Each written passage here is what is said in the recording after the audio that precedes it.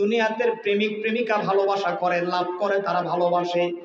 একবার যদি প্রেমিকার রিপ্লাই দিতে দেরি হয় তাহলে প্রেমিকা 3 দিন কথা বলে না।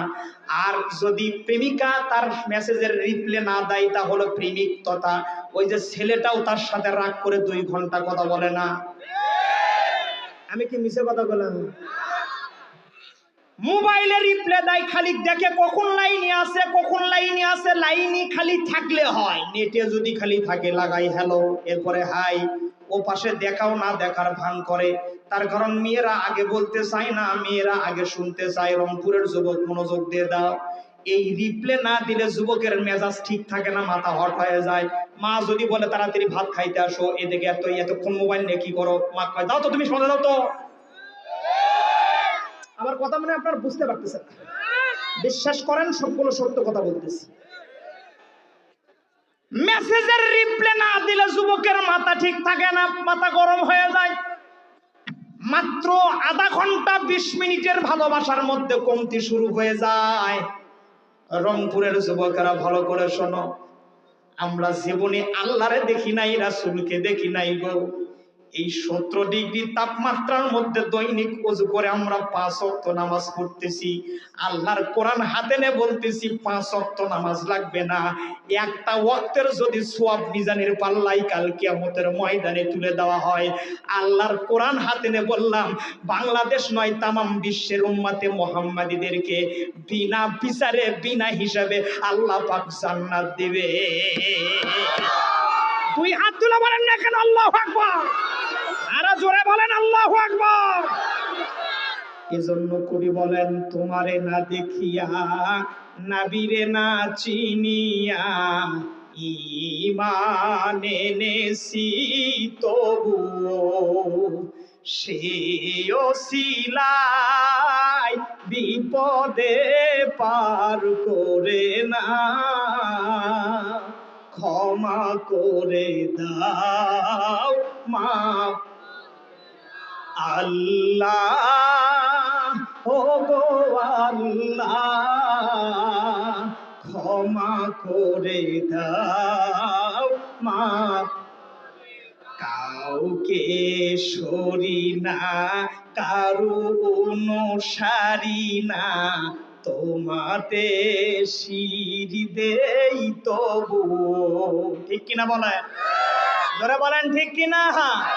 কাউকে সরি না, কারো অনুসারী না, তোমাতে শির দেই তবুও সেই ওসিলায় বিপদে পার করে না, ক্ষমা করে দাও মাফ। আল্লাহ পাক ডাকতে বলেন, ইমানদারেরা, ইয়া আইয়ুহাল্লাযীনা আমানু ইসবিরু, ও ইমানদারেরা, তোমরা যারা ঈমান আনয়ন করেছো হতাশ করো না, তোমরা সবুর করো। 2 নম্বরে ওয়াসাবিরু, তোমরা মুসাবারা করো। 3 নম্বরে ওয়ারাবিতু, তোমরা মুরাবাতা করো। 4 নম্বরে ওয়াত্তাকুল্লাহ, জীবনের সর্বক্ষেত্রে সর্ব অবস্থায় তোমরা আমি আল্লাহকে ভয় করো, ডর করো। ওই ইমানদারেরা, তোমরা যদি সবুর করো, তোমরা যদি মুসাবারা করো, তোমরা যদি মুরাবাতা করো এবং আমি আল্লাহকে জীবনের সর্বক্ষেত্রে সর্ব অবস্থায় যদি তোমরা ভয় করতে পারো, ডর করতে পারো, আমি আল্লাহ রব্বুল আলামিন তোমাদেরকে সার্টিফিকেট দিলাম, লাআল্লাকুম তুফলিহুন।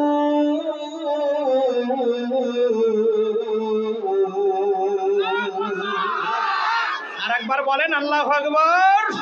কোন একদিন এদেশের আকাশে কালিমার পতাকা দুলবে, সেদিন সবাই খোদাই বিধান পেয়ে দুঃখ বেদনা ভুলবে। ঠিক কিনা বলেন? এই আয়াতের সারাংশ এই সংগীত, তার মানে পুরোপুরি বলে দিছি আমি। এখন চলেন তাফসিরে। আল্লাহ পাক ইমানদারদেরকে আয়াতের মধ্যে 4টি গুণের কথা বললেন। 1 নম্বরে সবর। Attention please. এই আয়াত নিয়ে আমার 18 বছর হলো গবেষণা। 12টা তাফসীর এক জায়গায় করেছি, 12 জন মুফাসসির একই রকমের বক্তব্য দিয়েছে। অ্যাটেনশন হবেন। তাফসীরে মাযহারি আল্লামা সানাউল্লাহ পানিপতি সবরকে 3 ভাগে ভাগ করেছেন। 1 নম্বর সবর হলো সবর আনিত তোয়া, 2 নম্বর সবর হলো সবর আনিল মাসিয়া, 3 নম্বর সবর হলো সবর আনিল মাসিবা। অ্যাটেনশন হবেন, মুখস্থ করেন, কাজে লাগবে। 1 নম্বর সবর সবর আনিত তোয়া কি? আল্লাহ পাকের ইবাদতের মধ্যে খুশু সহিত ইতমিনান সহকারে ইবাদত করে দেওয়া। যারা আল্লাহর মুমিন ব্যক্তি হয় এরা হুজুরি কলবের নামাজ পড়ে, এরা আল্লাহর দিকে মতওয়াজ্জহ হয়। এদিক দেখেন, এরা যখন যায় নামাজের মধ্যে দাঁড়িয়ে যায়, এরা ডান দিকে চিন্তা করে ডান দিকে আছে জান্নাত, বাম দিকে আছে জাহান্নাম, পিছনে আছে শয়তান, সামনে আছে হলো আল্লাহ। তাফসীরে মাযহারি। এদিক দেখেন, এটার নাম হলো সবর আনিত তোয়া। আল্লাহ পাকের পূর্ণ একদম পুঙ্খানুপুঙ্খ ইবাদতের মধ্যে মনোনিবেশ করে সবরের সহিত আদায় করে দেওয়া। গত 3 দিন আগে আমার মাহফিল ছিল নাটোরের এলাকায়। শুনতেছেন আমার কথা? না, কথা না বললে হবি। আসরের নামাজ পড়তেছিলাম, ডান পাশে আমার ড্রাইভার সাহেব এসে বলতেছে, এই নিয়ত বাঁধছে। নিয়ত বাঁধার পর বলছে, হুজুর আমি তো চাবি ছেড়ে আসছি উজুখানায়। কথা না বলে আমি কেমনে ওয়াজ করবো? এরকম নামাজি আপনাকে এলাকায় আছে? কথা কয় না কেন? এটাও কিন্তু নামাজি। দেখবেন 3 ওয়াক্ত নামাজ পড়ে। জুমার দিনই আগামীকাল শুক্রবার এক সাইজের লিডার থাকবে, নেতা থাকবে, শামসো থাকবে। দেখবেন সেই রকম মিনমিনে কাপড়ের পাঞ্জাবি গায়ে দিয়ে হাতের মধ্যে তসবিহ খালি এরকম করতে। এদিকে আমার দিকে দেখেন, দেখেন, দেখেন। একদম মুয়াজ্জিন না, ইমাম সাহেবের পিছনে বসবে। একদম নামাজ শেষ হয়ে যাওয়ার পরে মুয়াজ্জিন বলে, মুয়াজ্জিন সাহেব কৌটোগুলো নিয়ে আসেন। মানে ওই টাকা গণনা করবে। আমার কথা মনে হয় বুঝলেন না আপনারা? কৌটার টাকা গণনা করার সময় যে মশান নিয়ে গণনা করবে, তাতে বোঝা যাচ্ছে ওই এলাকার মধ্যে ওই হলো বড় নেতা আর ওই হলো বড় মুসল্লি। আসলে এটা হলো লোক দেখানো, লৌকিকতা। Attention please. এরকম নামাজে আপনাকে এলাকায় নাই। আমি বিভিন্ন জায়গায় এই ওয়াজটা আমার নেটে ভাইরাল, আপনারা দেখে নেবেন। 2000 আজ থেকে 4-5 বছর আগে আমি যে মসজিদের খতিব, একটা থানা শহরের, এদিক দেখেন তো কয়েক বছর হলো তো তারাবির সময় প্রচন্ড পরিমাণ তাপ চলতেছে, এসি লাগাইছে প্রায় মসজিদে, নাকি বলেন?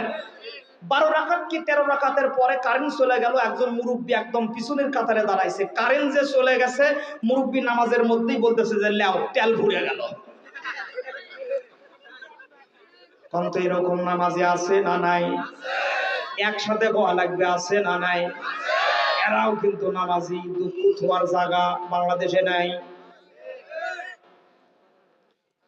প্রাণীর গঙ্গা চড়াবাসী তেলের কান লাগায় দেন, এমন নামাজ নয়। যুদ্ধের ময়দানে আলীর পায়ে তীর বিদ্ধ হয়েছে। সাহাবীরা তীর ধরে আলীর পা থেকে টানাটানি করে, তীর খুলে না। রাসূলের কাছে অভিযোগ নিয়ে গেল, ইয়া রাসূলুল্লাহ, আপনার জামাতার ডান পায়ে তীর বিদ্ধ হয়েছে, আমরা তো তীর খুলতে পারি না। আর আলীর গায়ে আল্লাহ পাক এমন শক্তি দিছিলেন, 7 জন সাহাবী ধরে আলীকে জোর করে ধরে রাখে। আলী হালকা টান দেয়, 7টা সাহাবী ছিটকে চলে যায়। আওয়াজ দিয়ে বলেন আল্লাহু আকবার। নতুন হয় পুরাতন, এরাই আসল দল। শিরিক বিদআত দুনিয়া হতে করবে রসাতল। ঢাল তলোয়ার হাতে নিয়ে, ঢাল তলোয়ার হাতে নিয়ে, ঢাল তলোয়ার হাতে নিয়ে তুলবে ঝড় তুফান। তাওহীদি এক ঝান্ডা নিয়ে আসলো নওজোয়ান, তাওহীদি এক ঝান্ডা নিয়ে আসলো নওজোয়ান। গোলাপ জল ছিটাও কেন মৃত্যু কবর পারে, পয়সা করি চাউল দিয়া কি লাভ হবে তাতে। আমি নামে চলে যাবো, সত্যি কথা কয়ে দিলাম একদম। আরে গোলাপ জল ছিটাও কেন মৃত্যু কবর পারে, পয়সা করি চাউল দিয়া কি লাভ হবে তাতে। লাভ হবে না কবর পাকা, লাভ হবে না কবর পাকা, লাভ হবে না কবর পাকা। কইরা দিয়া শান তাওহীদি এক ঝান্ডা নিয়ে আসলো নওজোয়ান। দুই হাত তুলে বলেন আল্লাহু আকবার। আলোচনা চলবে না বন্ধু? আমি আমার সিস্টেমে আজকে আলোচনা করতেছি না, নতুন সিস্টেমে আলোচনা করতেছি, একটু মনোযোগ দেন, ভালো লাগবে। দ্বীনের নবী বললেন, সাহাবীরা তোমরা 7 জন কেন, 700 সাহাবীও যদি আলীকে ধরো, আলীর পা থেকে তোমরা তীর বিদ্ধকে খুলতে পারবে না। কিন্তু 7 জন সাহাবীর দরকার নাই। আমার আলী যখন নামাজে দাঁড়ায় যাবে, দেখবে তোমরা একজনকে তীর টান দিবে, তীর অটোমেটিক্যালি খুলতে দিবে। তোমরা যে তীরটা টেনে খুলবে, আমার আলী একটু বিন্দু পরিমাণ নড়াচড়া করবে না, জানবেই না যে আমার পা থেকে তীর খুলে গেল। আওয়াজ দিয়ে বলেন আল্লাহু আকবার।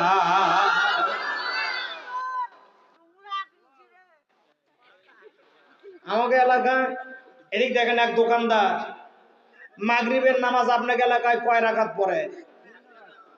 নামাজ না পড়েন, নামাজই পড়ে না, কথা কয় রাকাত পড়েন? মাগরিবের নামাজ কয় রাকাত? এদিক দেখেন ইমাম সাহেব ভুলক্রমে 4 রাকাত পড়ে ফেলে দিয়েছে। কয় রাকাত পড়ছে? মুসল্লি 4 রাকাত পড়ে ইমাম সাহেব বলতেছে, হুজুর থামেন। কেন? বলছে আপনি আজকে কয় রাকাত নামাজ পড়ছেন? বলছে আমি 3 রাকাত পড়ছি। বলছে না, আমি আমার 3টে দোকানের হিসাব আপনার 3 রাকাতে কমপ্লিট করি, আমি আরেক দোকানের হিসাব তো আমার নাই, আমি আরেক দোকানের হিসাব করতে পারি নাই। আপনি আজকে নামাজ ভুল করছেন, আপনি আবার নামাজ পড়েন। এরকম নামাজে আছে না নাই? দ্বীনের নবী বলে, আলী নামাজে দাঁড়ায় গেল, একজন সাহাবী দৌড়ে এসে আলীর তীরটাকে টান দেয়, এত পরিমাণ শক্তি প্রয়োগ করে, আলী বিন্দু পরিমাণ নড়াচড়া করে না। এটার নাম হলো সবর আনিত তোয়া।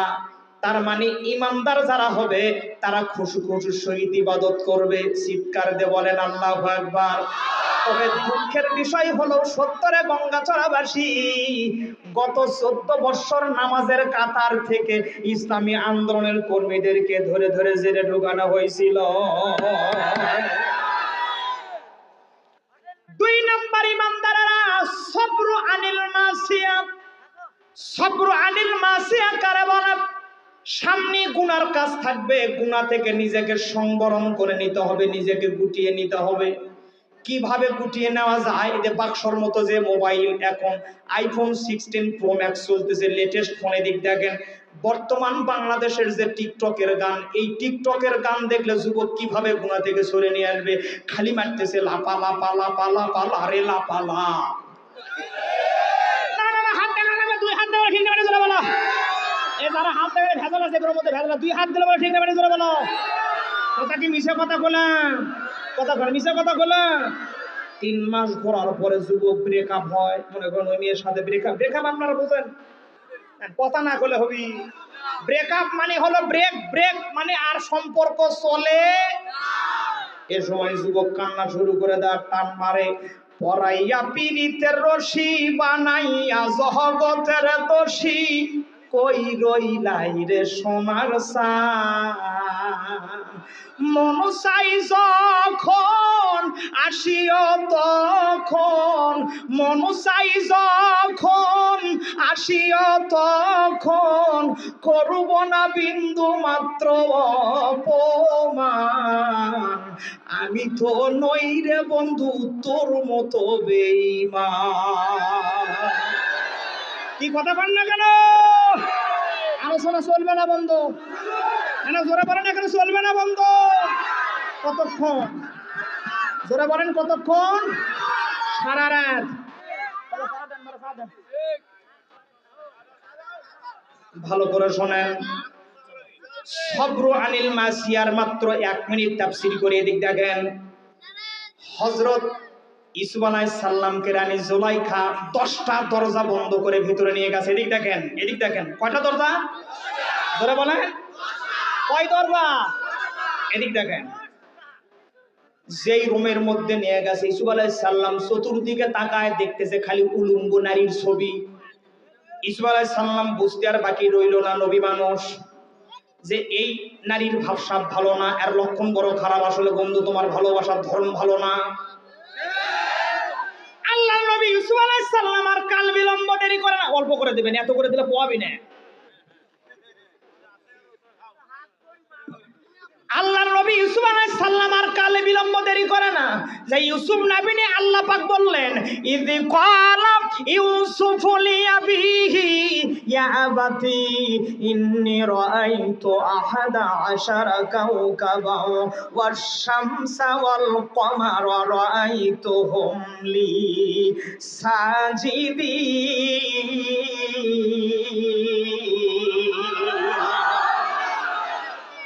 এটার আবার আরেক ইতিহাস, সময় নাই, এদিক দেখেন। সবরু আনিল মাসিয়া নিয়ে আলোচনা চলতেছে, আলোচনার লাইন বুঝতে হবে কিন্তু। এদিক দেখেন, আল্লাহর নবী ইউসুফ আলাইহিস সালাম আর দেরি করে না, যে নারীর ভাব সব ভালো না, চট করে ঘরের মধ্যে একটা করে মিট মিট মিট মিট করে আলো জ্বলতেছিল, আলোর সামনে দাঁড়ায় গেল। আলোর সামনে যেমনি দাঁড়ায় গেল, আল্লাহ পাক বলতেছেন, লাউলা বুরহানা রব্বি, ওই আলোর মধ্যে আমি ইউসুফ আলাইহিস সালামকে দলিল দিলাম। লাউলা বুরহানির তাফসীর হলো দুইটা, তাফসীরে খাজিনের লেখক লাগে, ওই আলোর মধ্যে আল্লাহর নবী ইউসুফ আলাইহিস সালামের পিতার মন খারাপ করে ইয়াকুব আলাইহিস সালামের ছবি দেখলেন, আর তাফসীরে ইবনে কাসির লিখতেছে ওই আলোর মধ্যে তার মনিব আজিজ মিশরের ছবি দেখলেন। আল্লাহর নবী ইউসুফ আলাইহিস সালাম আর থাকতে পারে না, একদম দৌড় দিলেন ঘরের দরজার দিকে।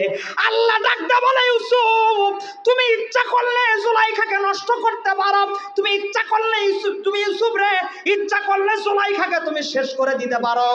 ওই ইউসুফ, আমি তোমাকে বোরহান দেখাই দিলাম, ওই দরজার দিকে দৌড় দেওয়ার দায়িত্ব তোমার, আর দরজাগুলো টাস টাস করে খুলে দেওয়ার দায়িত্ব আমি আল্লাহ। বলেন বলেন, জোরে বলেন আল্লাহু আকবার। ও গঙ্গাচড়াবাসী, তাফসীরে খাজানের লেখক লেখে, আল্লাহর নবী ইউসুফ আলাইহিস সালাম দরজার সামনে যাইতে দেরি হয়, টাস টাস করে 10টা দরজা খুলে যাইতে বিন্দু পরিমাণ দেরি হয় না।